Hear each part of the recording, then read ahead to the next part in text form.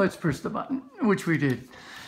Richmond Tigers Series Supporter Group, I can tell you that gives me such an honour and privilege today. I'm sitting in the lounge room of Royce Hart. Now, before I say good day officially, Royce, I just want to run through a couple of things on your resume. You were born on the 10th of February in 1948. Now, when you came over to the Tigers, you ended up being a 4-time premiership player. You were 100 of the 100 Tiger treasures. You were classed as the class of the century. You're an Richmond Immortal. You're a 2-time winner of the Michael Roach Medal. You're in the Richmond Team of the Century. 2-time Jack Dyer Medal winner. You played 187 games, 369 goals you kicked. You played between 67 and 77. You're in the AFL Team of the Century. You were the Richmond captain between 72 and 75. You're a Tasmanian Team of the Century. You are Tasmanian icon. You're in the Richmond Hall of Fame, the Tasmanian Hall of Fame and the Australian Hall of Fame. Not a bad resume, mate, to be perfectly honest.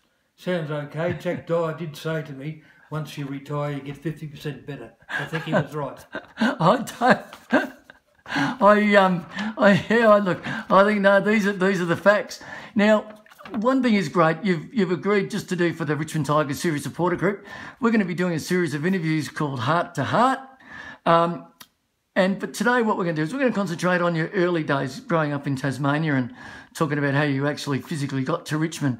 Now, you grew up in Central Tassie with your older brother Lance and your 2 sisters Gail and Cheryl, and you gravitated towards sports and you really liked sport, but there is a word out there that Mum wasn't too keen on you playing footy because she thought it was a bit too rough. Is that true or false? I think that's pretty false, but we did grow up in the middle of Tasmania and we lived a fairly hard life in the country. She only saw a couple of games that I played, but I don't think she worried about me getting belted around a bit. Well, that's spectacular. Thanks for clarifying that up. Now, you were educated at Clarence High School and you loved football and athletics. Now, did you have a football team that you followed in the VFL? Well, I followed Geelong because I think they were one of the top teams around that time, and Polly Farmer was playing with them and he was a great player and I admired him. Cool. Now, you actually played as a rover in the under-15 schoolboys team before you actually had a bit of a growth spurt. Is that right? That's right, and that's one of the reasons when I played footy in the VFL at the time that I was able to play on the ground as well as in the air, and only part of marking was marking the ball. The rest was recovering, trying to get it on the ground, and playing as a rover in my early days helped. Cool. Right. Now, true or false, you actually held a high jumping record at school level for over 20 years. Something like that. Then I read somewhere that someone broke it, and it wasn't Dustin Martin. Oh, well, he's just about done everything else, hasn't he? Hasn't he, Can't Royce? jump and mark. Now, when did football start to really take over when you were a kid? Oh, look, I think as you said, when I grew a foot in old terms in a year and I started playing centre-half forward, and that's when I really started to think that I could play okay. And you mentioned before my athletic background. These days, the players, if they're not athletic, can't play AFL football, and I grew up with that. Yeah, and you clearly, it was clearly something that wasn't really natural to a lot of blokes back then playing football, being athletic or being super fit. But I do want to clarify something else.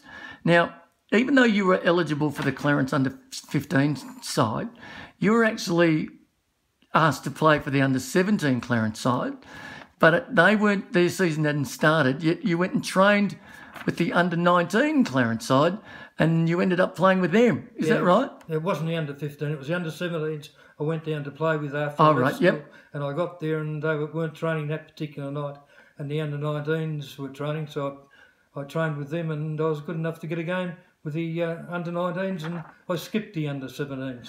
Yeah, but you actually won the best first-year player, and then you won the best and fairest the following year. Is that right? Yeah, that's right. It seems a long time ago, and they've kept those records. Oh, look, no wonder. Then, while you were playing for the under-19s, your performances, they caught the attention of Harry Jenkins, who was the Tasmanian-based recruiting scout for Richmond at the time. Is that right? Yeah, that's right. And I think there's an award at Richmond named after the great Harry Jenkins. And I think he recruited Michael Roates. Although I don't know whether Roates he realises, but Jenkins had something to do with it. Right. Okay. It's quite. It is on record now that that the Tigers came down and Mum said we don't want money, just get him 6 shirts and a suit. That's not what I really want to give. But everybody knows that. What was the sort of things that got you to Richmond? What appealed from growing Richmond? Were you put under any? Well, I think I was at a stage like most people in those days were anxious to get out of home. It's not like the kids today. They can't kick them out. They want to stay at home all the time. I think in my day, when you got 16 or 17, you wanted to get out and make it for yourself. And I think that was more the reason than anything else. Although I was playing footy okay at the time, and I wanted to do as well as what I could at football, and VFL at that time was the best going around. And as a youngster then, you were thinking about Richmond. What were your thoughts about joining Richmond? Well, I think it's been documented. I didn't even know where Richmond was. Yeah. And I just knew that the main footy, because of the replays of on television of a Monday night here in Tasmania, I used to watch those, and I dare say anyone who could play a bit wanted to play at the best, and I knew that the VFL was the best, and I wanted to go there. Okay, so you got signed up with Richmond. Was anybody else chasing you at that particular time? Well, at one stage, I think Melbourne asked about me, but I'd already signed at Richmond at the time. But it wasn't like it was today. They wouldn't know much about Tasmanian football, and they had to come down and see it. And I don't think they had the talent scouts that they've got nowadays. Right, okay.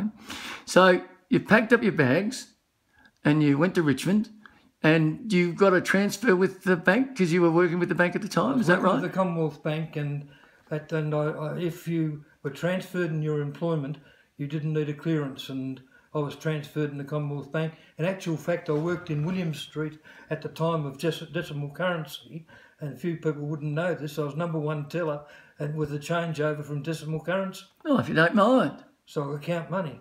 But right. I didn't get any from Richmond. And so when you got to Richmond, how were you looked after? Where did you... Because there is once again, confirm or deny, there's a story going around that you actually lived with Graham Richmond. Is that right or wrong? No, I didn't. I lived in Kew. I lived about 2 kilometres. Graham Richmond lived in Barkers Road in Hawthorn, which is the next suburb, and I lived in a boarding house with a lady for about 12 months, and I think that John Northey had some connection with the boarding house that I lived in. Right. And I had to pay my own board.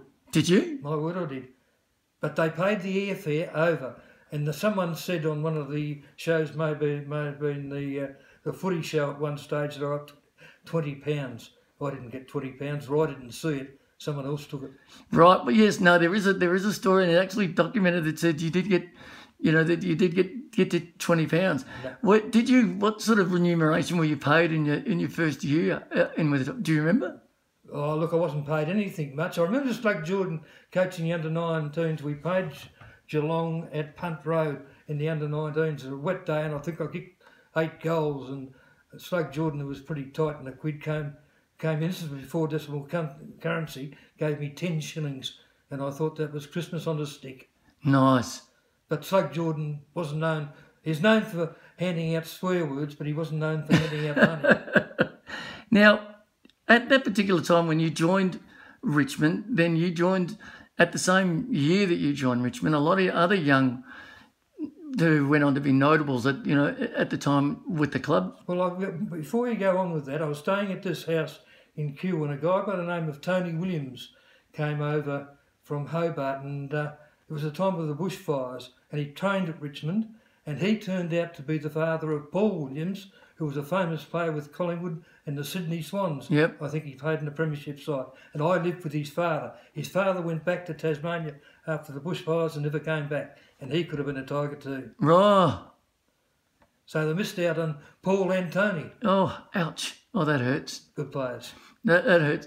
And who did you hang around with in those early days in the in your very first year? Well, I trained 6 nights a week in the gym. I went into Frank Sedgman's gym in Little Collins, and there was a guy in there, an instructor called Stan Nichols, who was responsible for Margaret Smith at the time, doing weights and tennis, and she became a champion tennis player. So I spent a lot of time in there. And maybe Johnny Perry, who ended up being on the bench in the 67 premierships, and he had a famous hotel just out of Wodonga called the Blazing Stump. I think he's still got it.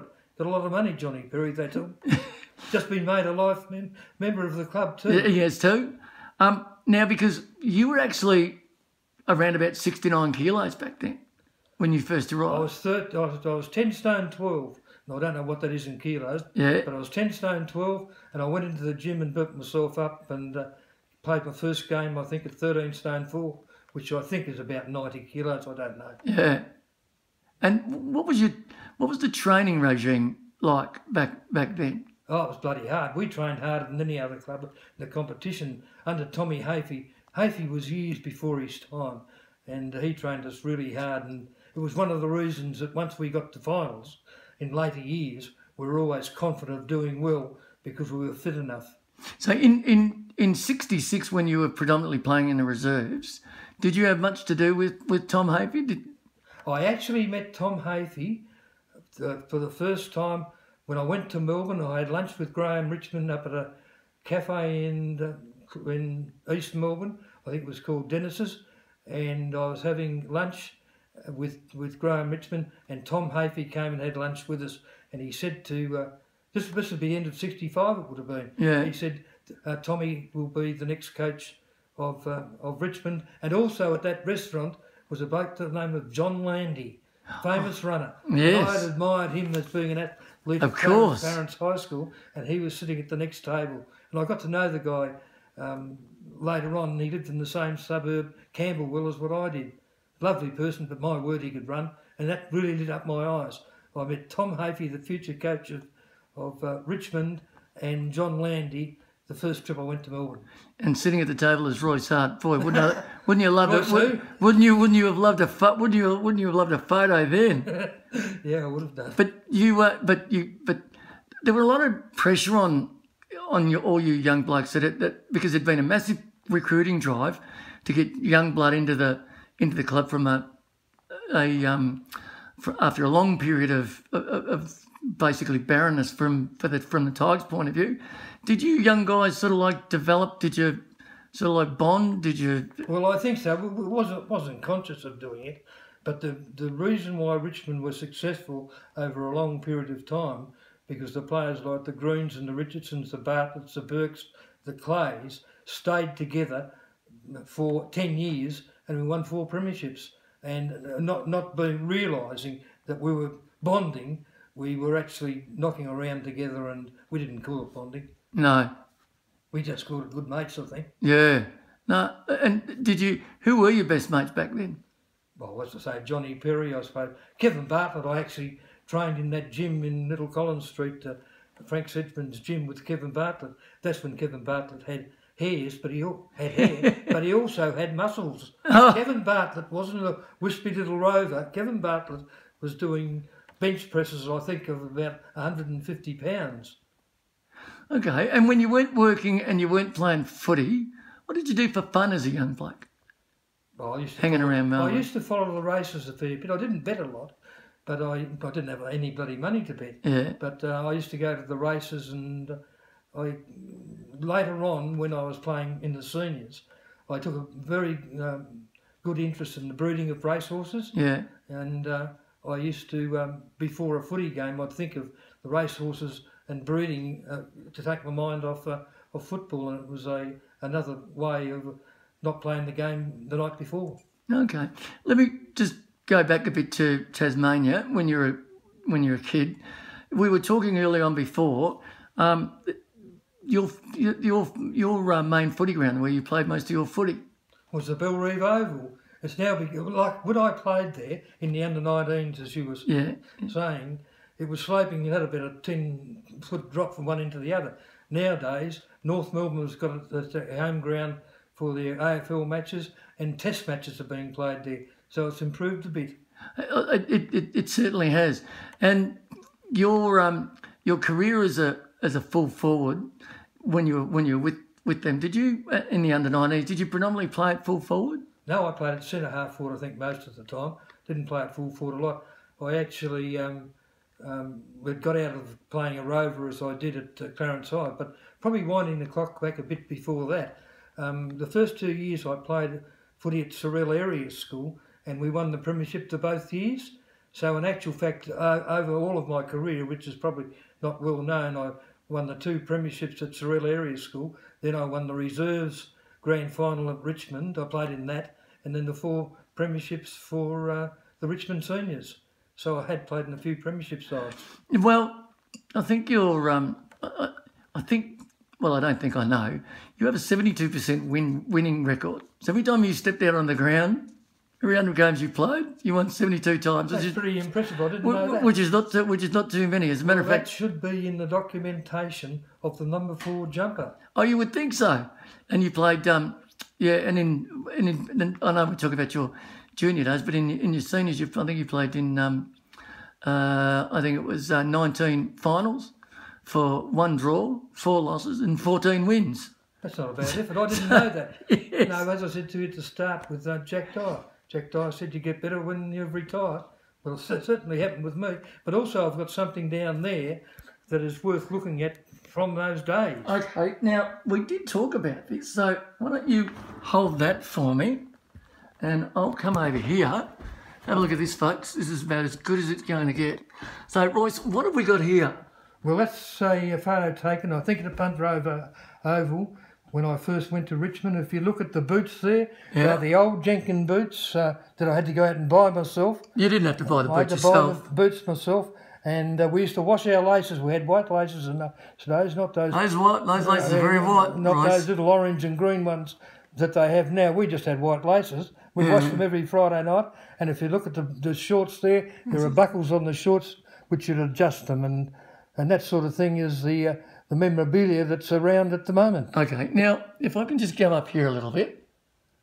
Have a look at that gorgeous little young face. What are we? Is that first year? That would be my first year, yeah. And taking it to Punt Road Oval. But things in gear have changed. Like today, they get paid squillions of dollars to wear boots and to wear shorts. In those days, we had to go out and buy them ourselves. Okay. Now, Royce, let me just do something a bit here that we did discuss. You've actually got some of your own memorabilia that you are able to sell, that you're looking to sell, and you've actually said that we can actually have this at the Richmond Tigers Series Supporter Group, that we can actually have this. So for the first person that is looking to do, wouldn't mind this little photo of Royce, which you won't find anywhere, which will come with his own stamp, his own certificate of authenticity. All what I want you to do is I want you to send me a personal message. And what we'll do is I'll talk to you about how much. But this is as rare as it comes. But yeah, Royce, that's a great photo. Well, it's something original and something that hasn't been flogged around before. A lot of the stuff with memorabilia nowadays is being reproduced and it's false. And this is something original and no one else has got. Oh no, and especially with those boots and all that sort of stuff. White laces are unique. Maybe some of the players should wear them now. Without a doubt. Okay, well, look, let me take that off your hand and we'll just tidy this up. Okay, so that was your early memories, and basically they were happy memories at Richmond in the early days. Oh, look, I wouldn't trade them for anything. In fact, if I got a big amount of money to go there, as they do these days, I don't think you'd be any happier because we had success, as I say, 4 premierships in 10 years, and if you include the seconds one, that's 5 in about 12. Okay, and what I want to finish up on is simply this. I need you to clarify another thing for me, that there's a bit of, uncertainty out there. We are playing the grand final in 1966 in the seconds. It's a fact that you kicked the winning goal. There's 2 questions I need to ask. Were you 60 metres out? And what was it, A, after the siren, or B, about 45 seconds before the final siren? Well, I'll answer the first part. Second part first. It was 20 seconds to go, I think, and it's getting longer. So how far do you reckon you were out when you kicked I'm it? buggered if I know. Maybe about 70 yards. Yes. They were actually taking me from full forward to the half forward flank, and I was going out there, and the ball came, and I marked it, and I remember taking the mark, and a little guy called Barry Teague, a rover with the Richmond Seconds, came up to me, and I think there was 1 point difference, and he said, "For Christ's sake, kick a point, and we'll be back here next week." Beautiful. I ended up kicking a goal, and we won. Beautiful. All right. Well, look, I'll tell you what, Royce. Well, let's leave that early. Let's leave that part there. This, ladies and gentlemen, has been an absolute pleasure to bring you the early part of Royce Hart in our Heart to Heart series. We will be bringing you loads more as we start moving towards the which is my favourite, the drought-breaking 1967 grand final, and that'll be our next little chat that we have with Royce. But Royce, for the moment, thanks so much for having us, and on behalf of the Richmond Tigers Series Supporter Group, thank you so much for having a chat with us. No problem.